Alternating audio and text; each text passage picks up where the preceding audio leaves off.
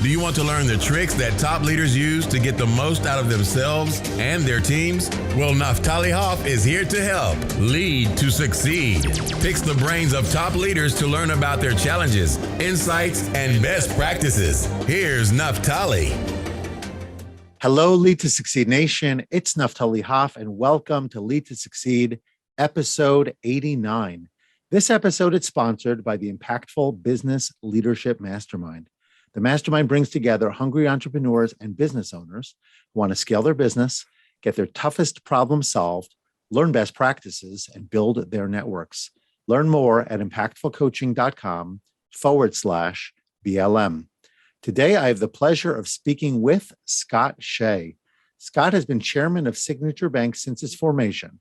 Since its IPO in 2004, Signature Bank is among the top performing U.S. banks based on stock market performance and total return, and is also the leading bank serving the cryptocurrency industry here in the U.S. Scott is the author of Conspiracy U, a case study. Scott is also the founder and chair of the investment committee of the Ale Fund, a social impact fund focusing on investing in tangible industries in Israel. He was also a founding director of Super Derivatives, an Israeli startup company that was sold in 2014 to ICE. Scott, thank you so much for coming on the show today. It's a pleasure to be here, Naftali. Thank you for having me. Oh, my pleasure. And as I was sharing with you in the pre-recording conversation, we have a connection. The first school I was employed, as I believe your alma mater, a high school in Chicago. And so even though we're both on other sides of the Hudson River as we're recording this, we do trace back each in our own way back to the Midwest, which is a great place to be in the middle of January, I'm sure. Anyway, so I'm looking forward to this conversation. I did mention your book. So I'm an author too. I love to hear about people's books. I listen to them all the time and read when I can. Tell me about your book and tell us what inspired you to write it. Well, first of all, thank you. It's my third book. And, wow. And in addition to my business career, I really take writing very seriously. And we could get into that later. But I didn't actually intend to write this book, but I found I had to write this book. It basically what Conspiracy U does is explains how conspiracy theories about Jews are masquerading as scholarship, both on the far right and on the far left. And I take Northwestern University, which is my alma mater. I have 2 degrees from Northwestern, and I love the school and a great experience. And I show how professors who should know much better are espousing, as though it's scholarship, devious, mendacious conspiracy theories about Jews. And I show that at the core, how really the far left and far right are saying the same things about Jews. And it's a real problem. Because what happens on campus doesn't stay on campus. And so students are being inculcated to believe terribly devilish things about Jews from professors and books published by Duke University Press, Stanford University Press, that are just warmed over blood libels, conspiracy theories that should have been discredited and disowned a long time ago. And the fact that this is happening under an academic imprimatur, really a serious problem, not only for the Jews, but we're the canary in the coal mines for societal disintegration. Wow. You know, in my previous life as an educator, one of the things that I did, and I don't want to go too deep here because ultimately we are going to move to a leadership focus, but this is leadership too, right? This is leadership of ideas. This is leadership in terms of being able to identify something that is problematic and call attention to it. But coming back to your actual point for a moment, I was a teacher of Jewish history, and anyone who is familiar with the very, very textured, layered, and extensive history of the Jewish people knows that these issues are longstanding, and coming from the right and the left simultaneously, you would think that they have very, very different agendas. But I remember, for example, in the years leading up to World War II, during the Holocaust, so there were, the far right with the Germans, the far left with the Soviets. There were the same messaging coming from different ends. And obviously, we're now talking about academia. So thank you for bringing that issue to the table, and thank you for continuing to put your ideas out there in print. And I just want to, say to my listeners here that, writing is not an easy thing. Some people just don't like to write or feel that they're really great writers, but a lot of us have a message. And I think, Scott, the fact that you had a message and you're a busy person, you're running a very successful bank, and yet you found, I should say, you didn't find, you made the time. Right. You didn't find the time, you made them. Right. We're going to talk about productivity a little bit later, but to make the time for something that is important is one of those things in life that if we don't do it, we come back and we have these regrets, right? Because we say to ourselves, I really could have, I really should have, and I didn't. And I actually have this problem right now. And the irony is I'm working on a productivity book, and yet I haven't gotten it fully done. Even though the content is there, I want it to be a little bit more readable, a little bit more presentable, so to speak, to the broader market, not just blog posts, which is the current formation. And it's a matter of making the time and having the daily disciplines necessary to push forward with the things that you consider to be most important. And those things might align with your day-to-day work, but they may not. Scott's obviously, you're involved in finance and banking and crypto and all sorts of really cool and neat things that are really setting the trend of the market and kind of like setting the new standard, if you will. And simultaneously, you have this other issue, which doesn't seem to align at all with your core work, your core professional work, and yet you're very passionate about it, to the point where you've written a book, and I'm sure you've talked about it many times on podcasts and other places. And so maybe we could stay there, Scott, for a minute and kind of, I want to, I guess, understand this a little bit more from your perspective. Clearly, if you're Jewish and you're observant and sort of it's part of your DNA, issues relating to Israel, the Jewish people, all of that is going to be kind of like part and parcel of your daily existence. But even if you don't necessarily have that level of connection, talk to leaders, please, for a moment, who have these side passions, let's say, these other areas of interest that may not go hand in hand with what they do every single day, and talk to us, I should say, about how to make the time and figure out the best way to both pursue your daily work and simultaneously make a bigger impact in areas that are near and dear to your heart. Well, that's a great question. So first of all, I think that people have to be whole people. And in all candor, just to go back, to talk about the leadership journey. I mean, I was part of something called literally the leadership circle at Northwestern. So these were all people, and are all people who believe about this, who believe in Northwestern. And the truth of the matter is that a fair amount of leadership, of real leadership, is being willing to disagree.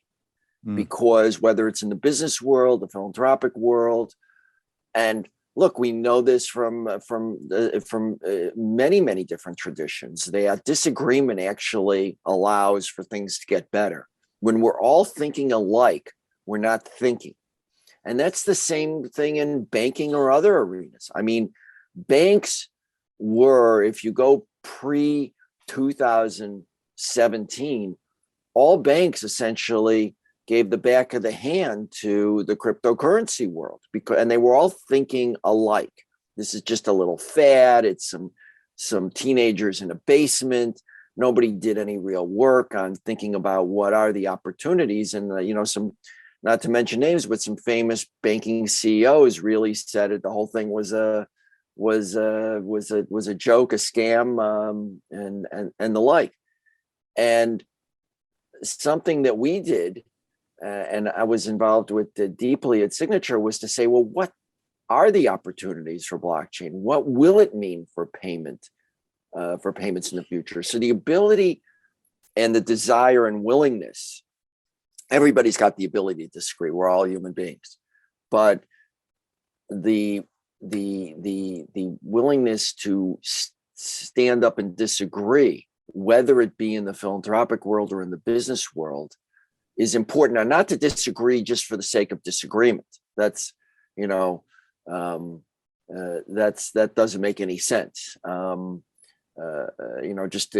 Just to start to get worked up about stuff when it doesn't have meaning. But when something is important, when you feel like it speaks to your whole person, then it's important to actually take action. Because if you don't, you're essentially betraying that whole person part of you. Yeah, there was a lot in your answer there that I'd like to unpack a little bit of it. The take action part, I'd like to stay on first, right? I think Mel Robbins has spent a lot of time talking about the 5-second rule and just the idea of converting things into action quickly before it just moves on and your brain kind of negates the idea and takes you to the next place. So when you have something, when you have that inspiration, when you go to a motivational speech or something like this that really spurs you to a better place, do something with it, and do something with it right away, and determine if there's more to do, if it ultimately feeds your passion, ultimately feeds your sense of purpose. And that's a critical piece. And you did talk about disagreement. I will just mention, Scott, since we've been in kind of like the Jewish conversation for a little bit, in Jewish tradition, the two famous Talmudic schools of Hillel and Shammai, who existed around towards the end of the Second Temple period, many disagreements listed in the Talmud, and the house of Hillel is typically the one that we, let's say, decide with. And what the Talmud says that the reason for that, one of the reasons, is because they always listened to the other position. They heard it, they tried to incorporate it, and then simultaneously, if they disagreed with it, then they stated their opinion afterwards. So Well, it's a matter. Yeah, go ahead. I was going to say, it's interesting. I'm definitely always think about the Hillel and Shammai, but one of my mottos actually comes from Shammai, Yeah, which what's is that? say little, do much. Okay. And Well, I think that's important in this day and age when we live in an era of, virtue signaling and everybody sort of saying how good they are, and social media where people are talking much and doing little. Yeah. So I think, and that's great that Shammai's, the disagreeers, sayings were preserved. And for me, it's been one of my inspirations of my life. That's right. So you have to know how to disagree. You have to also know how to get your opinion out there. And I think you hit on something really important, Scott. If you are a good listener, people feel valued, and ultimately they will be more inclined to listen to you because they feel you listen to them. Even if you wind up still disagreeing, they'll be much more inclined. So you can set the tone. And you could do this, by the way, by leading up to, right? It's not just CEO level down. It goes both ways. And I think that that's a really powerful piece as it relates to conversation. But I want to shift to something because, for a person like me, and for anyone who's listening, who comes from, let's say, more of an education-driven background, meaning to say valuing degrees and higher degrees. I've got 2 master's degrees and a doctorate. I've got rabbinic ordination, you name it. I was all about, the value of school. I'm not going to dive into school right now per se, but one of the things that I hear all the time is that school doesn't really prepare you for world in the finances, investment, the kinds of things that really help people build wealth and the kind of lifestyles that they want for themselves. So I'm just curious to know, Scott, what are some typical mistakes that you encounter that investors make, business owners in particular, and how could they avoid these mistakes so that they can do better with their money?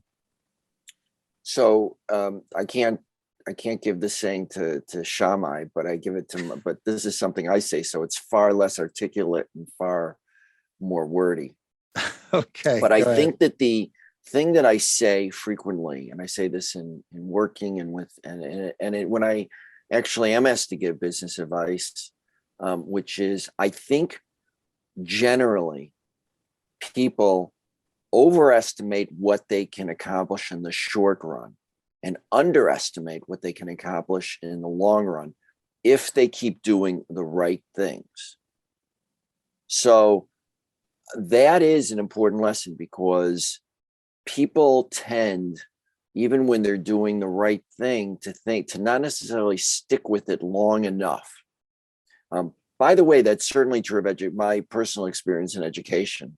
For at least from my personal witnessing, is that too many educational projects are started with a bang and then they don't have the persistence.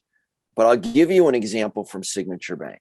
Okay. Which is when we opened, we were a startup. So I founded the bank with 2 partners, and we opened the bank and we had a party, and I got up after we opened, the first event after we opened, and I said, in 5 years, we're going to be a $5 billion bank. And in 10 years, we're going to be a $10 billion bank. And I just can't, I just said that extemporaneously. So fast forward 5 years, we were a $3.8 billion bank. Not bad, like really, really good. Mm-hmm. And I was thinking, do we need to, are we doing what we should be doing? Should we be making changes? I was discussing this and my partners were discussing it, Joe DiPaolo and John Tamberlane, who were my partners and dear friends. And we decided we were doing the right things and gaining traction, and we wouldn't change anything at that point. We did change things subsequently. We're not changing anything. Fast forward to the next 5 years, by our 10th anniversary, we were a $14.8 billion bank. We'd actually grown $11 billion in 5 years, more than I thought we could do in the whole 10-year time frame. Mm-hmm. And then, of course, fast forward to today, to our 20th year, where we became a $100 billion bank. We kept with basic tenets that were correct. It took a while. It took longer. I would have never thought we would necessarily get to this size that we've gotten to. So, but because I too underestimated what we could do in the long term if we just keep doing the right thing. Right. And in the short run, and I think most people do this, I do this in other aspects in my life. You can try to change something like that in your life and it'll have a short-term impact. But if you just keep taking smaller steps that are consistent and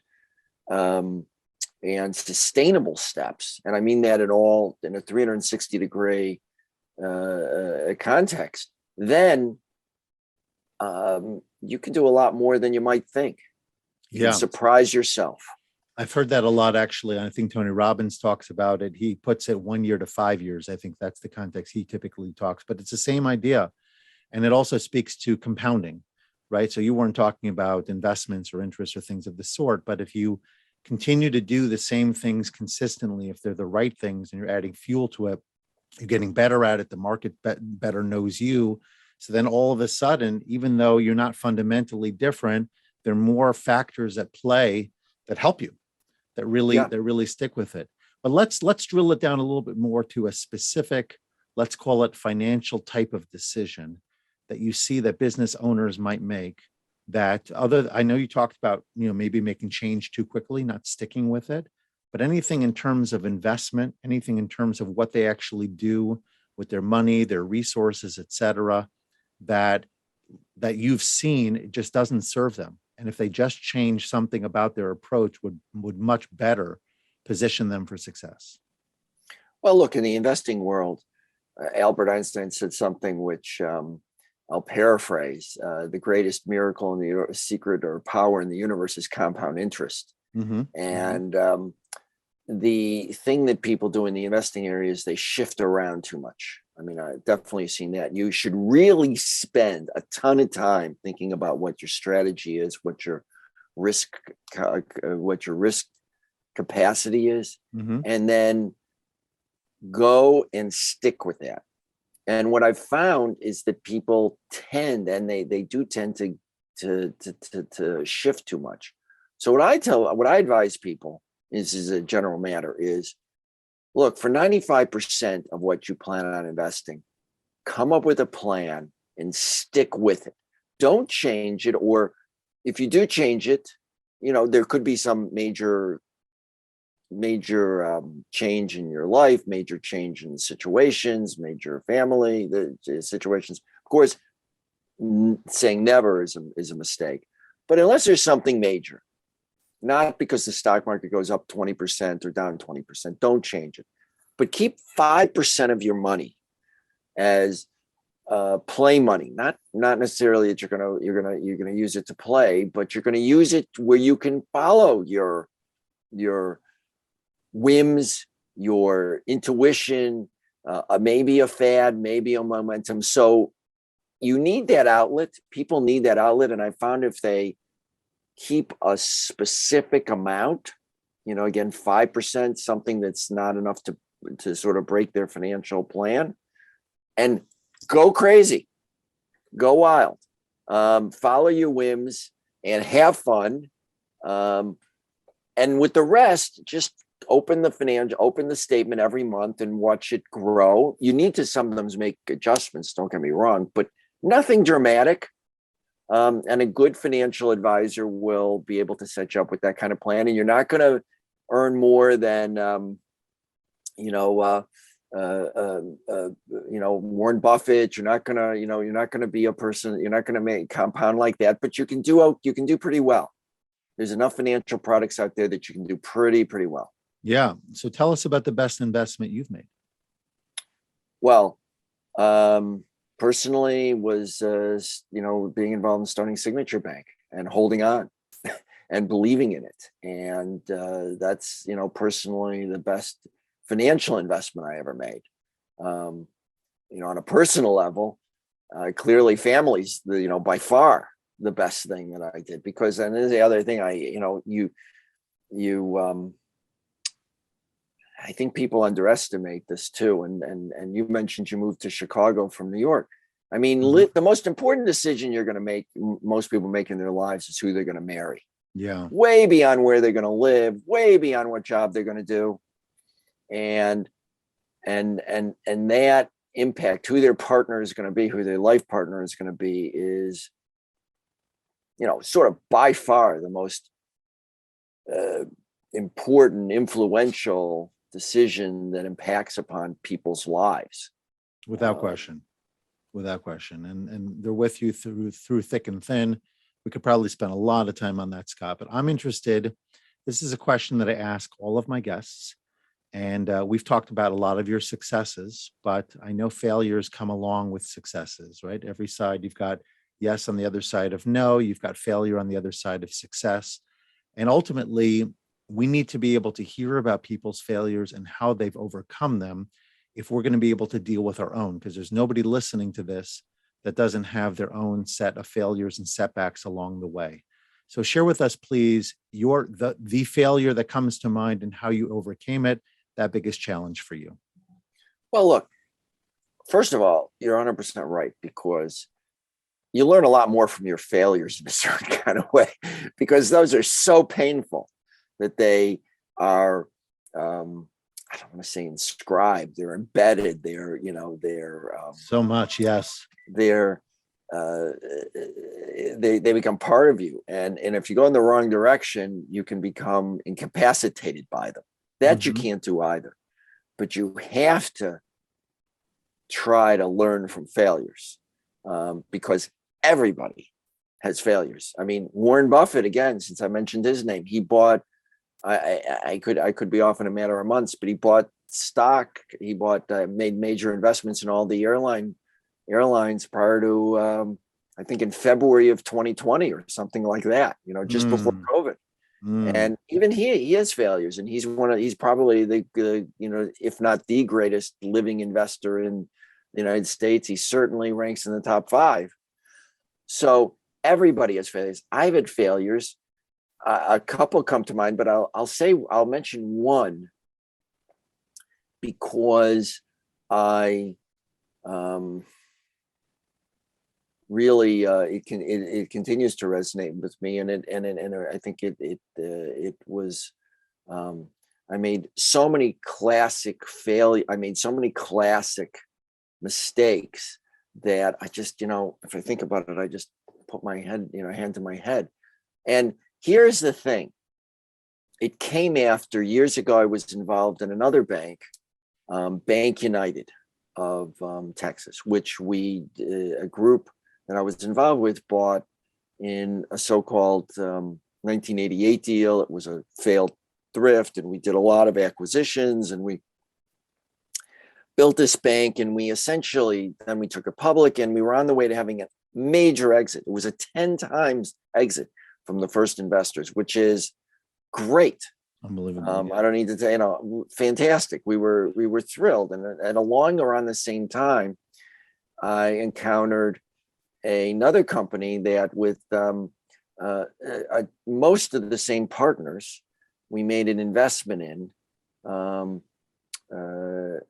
don't know if you want to know the name, but it was a company called Trans World Health, and it was one of the biggest mistakes.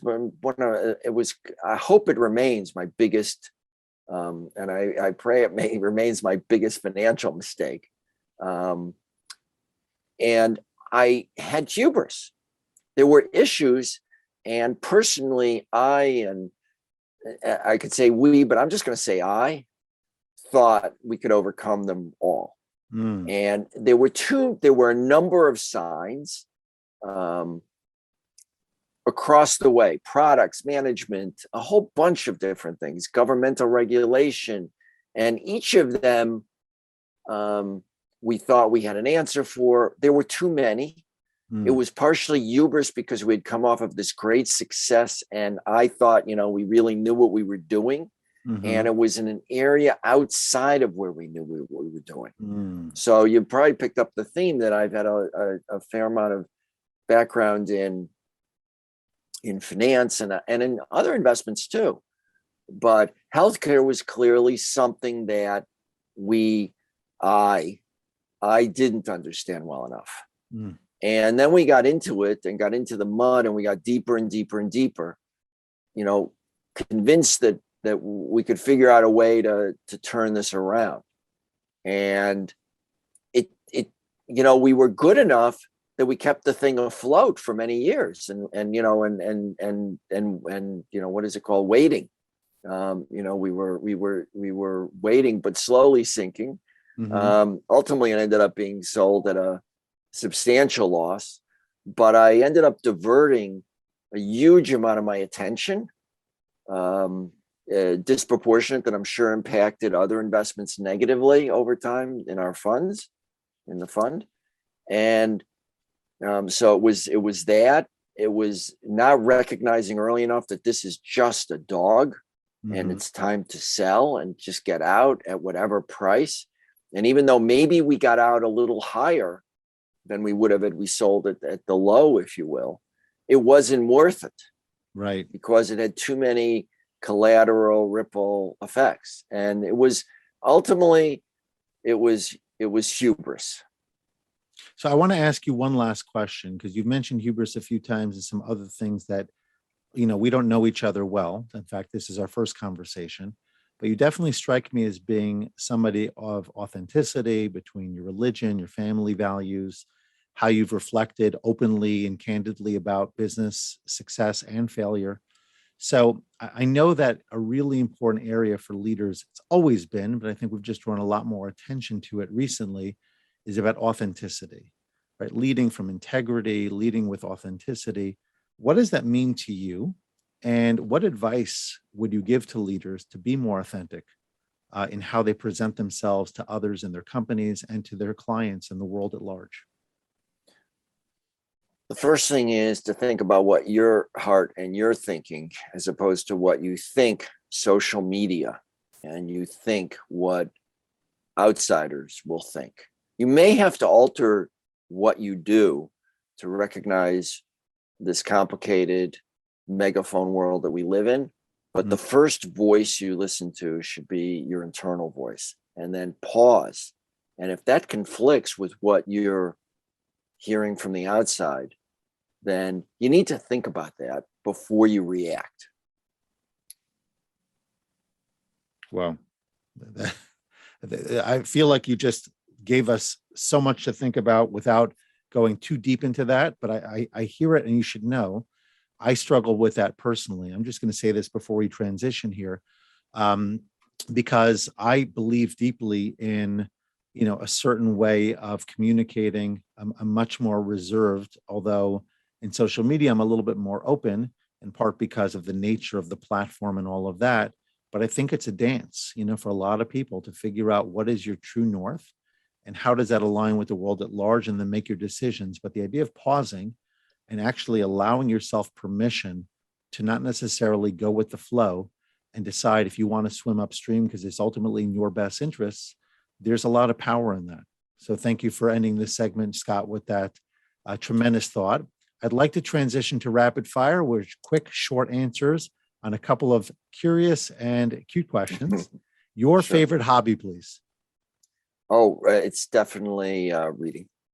Okay. This one you probably will want to unpack, but let's try to keep it tight. The best advice you ever got. You can recover from anything except a bad partner. Love it. What's one thing about you that surprises people? That I played hockey when I was at the academy. Oh, and nice. I was a real, Nice. a very physical. There was no hockey player team then. when I got there. And then finally, a productivity tip, Scott, that helps you to get more done. I write lists. Simple as that. Lists, and I write them down. They're not. Okay. I started on the phone, but I just write down a list, and Love then it. I look at it during the day. So how can people connect with you, all the great things you're doing, learn more about your work? Where would people find you online or elsewhere? ScottShay.com.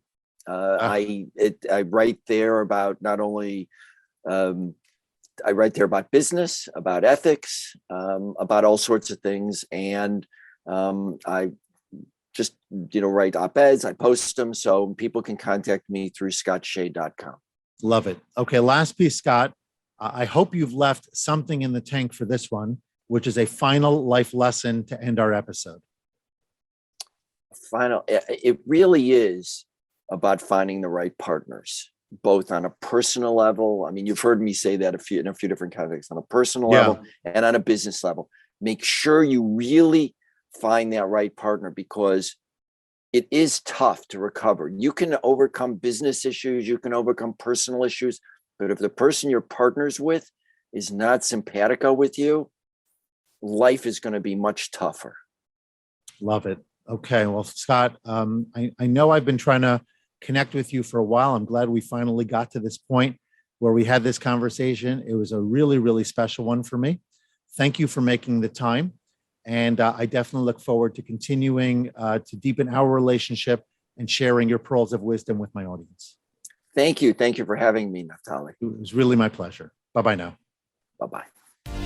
Thanks so much for listening to this episode and for investing in yourself so that you can lead to succeed. Before you go, don't forget to subscribe, rate, and review the show. Your feedback gives the show more social proof and encourages more folks to listen.